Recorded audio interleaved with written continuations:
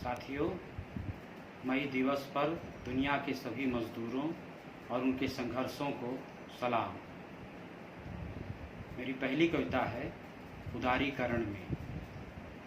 21वीं सदी की दूसरी दहाई, उदारीकरण पैर जमा रहा है रण में।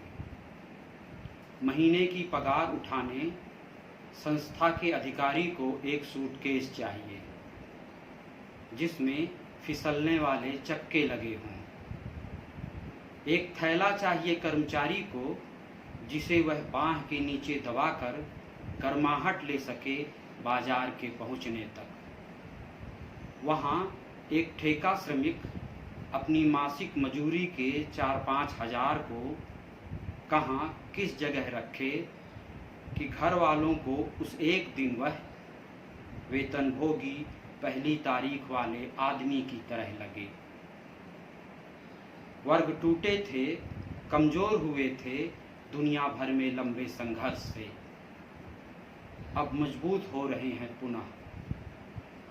निम्न वर्ग की दरिद्रता पर टिका है उच्च वर्ग का नग्न वैभव।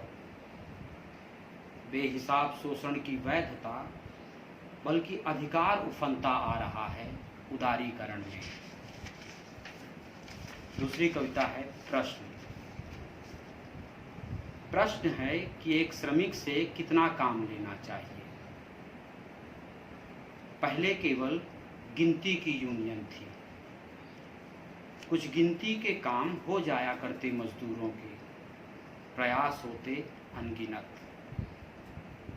अब सैकड़ों की संख्या में यूनियन है, जैसे सैकड़ों दरवाजे भूल भुलैया के। दलाल इस व्यवस्था के सर्वाधिक भरोसेमंद सहयोगी हैं। वे पाले हुए दीमक हैं। उन किताबों को सबसे पहले कुतरते हैं जिनमें संघर्षों के गीत लिखे होते हैं। दिनों दिन अनाथ होते जा रहे हैं मजदूर। एक मजदूर से आखिर कितना काम लेना चाहिए। एक श्रमिक या ठेका मजदूर से क्या इतना काम लेना चाहिए कि जब कारखाने से छूट कर लौटे तो वह घर की मुस्कुराहट का चाह कर भी जवाब ना दे सके। अंतिम कविता है पैदल मजदूर। इस खरी दोपहर में जहां मनुष्य की छाया तक छिप रही हो, मजदूर पैदल चल रहे हैं सैकड़ों हजारों मीलों में। साधन सुविधाएं अनेक हैं, पड़ताले में बंद वे चलते चले जा रहे हैं बोझा लादे। जानने वाले यह अच्छी तरह जानते हैं वे इस तरह ताले तोड़कर क्यों जा रहे हैं। भूख दुनिया की सबसे पहली महामारी है।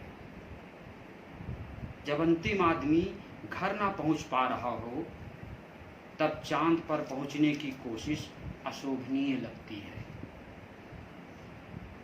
अगर इरादे नेक और अटल हों तो कुछ भी संभव हो सकता है। चांद पर सैर सपाटा और यहाँ मजदूरों की सुरक्षित घर वापसी संभव है। और नियत में खोट हो तब मामला जस का तस बना रहता है। चांद आबाद होने के बाद मजदूरों को इसी तरह लौटाया जाता रहेगा घर तक पैदल। मौत केवल एक हाथ पीछे चलती है गरीबी के, उम्मीद एक हाथ आगे। साथ साथ चलती अनिश्चितता पता नहीं कब किस मोड़ पर घर की यात्रा को अंतिम यात्रा में बदल दे। धन्यवाद।